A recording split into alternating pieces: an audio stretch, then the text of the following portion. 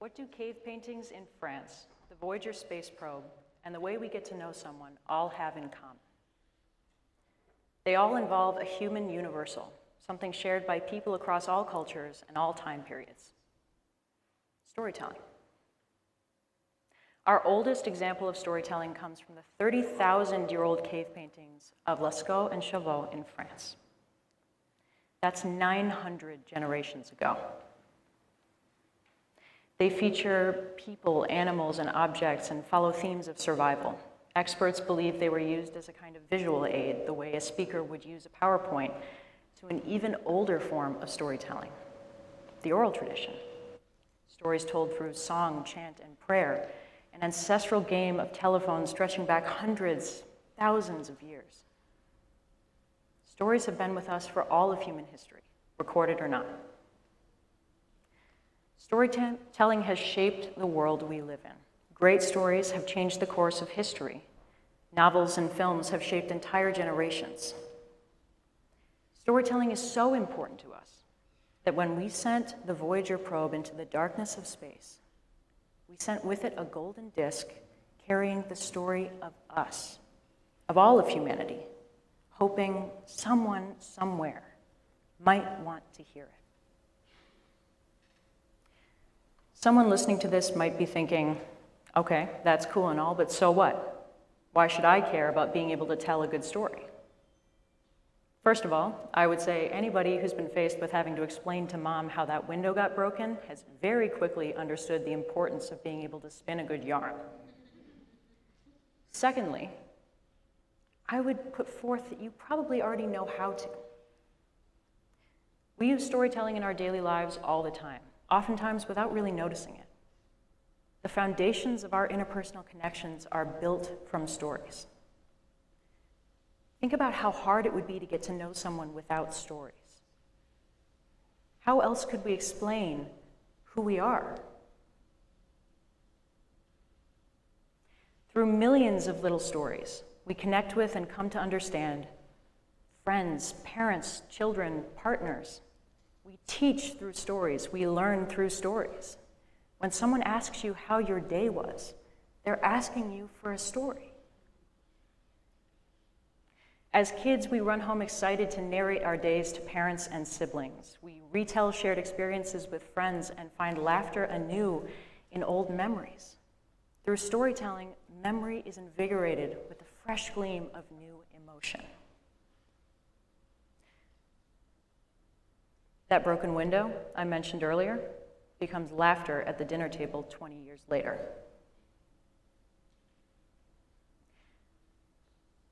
Even when we're by ourselves, stories are within us.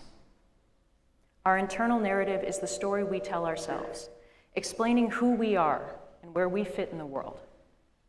It's common for people to think of their lives in chapters denoted by changes: a new job, a new home, friends, births, deaths, hellos, and goodbyes. We are each the main character in our own stories, and we write the plot. This brings up an important point. Stories are some of our most compelling communication, and we tell them all the time, whether that's to ourselves or to others.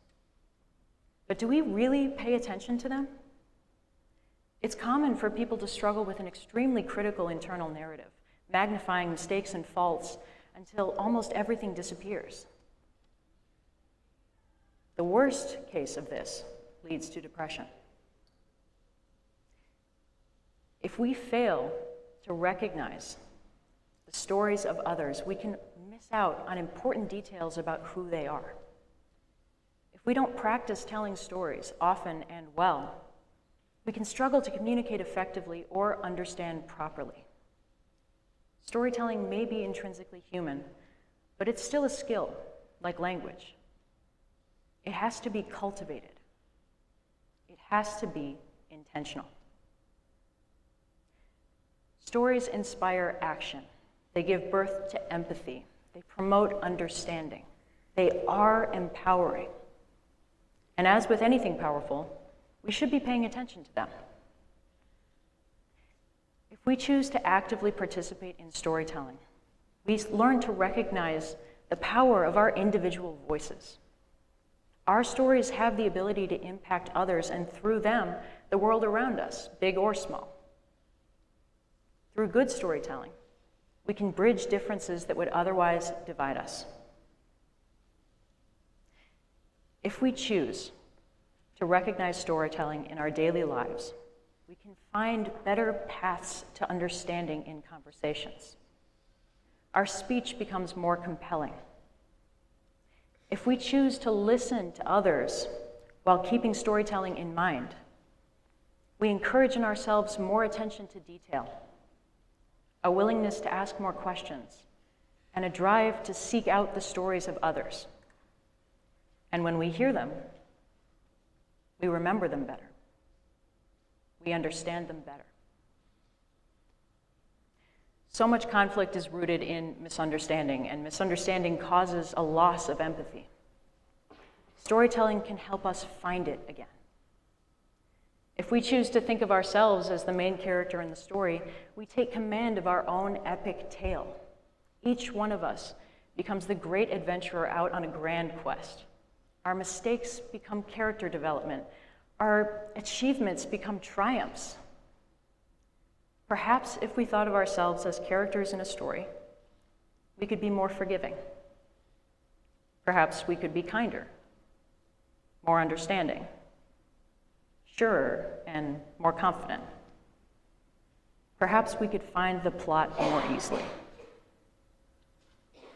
Our stories don't have to be complex. After all, storytelling is a way of pulling order out of chaos.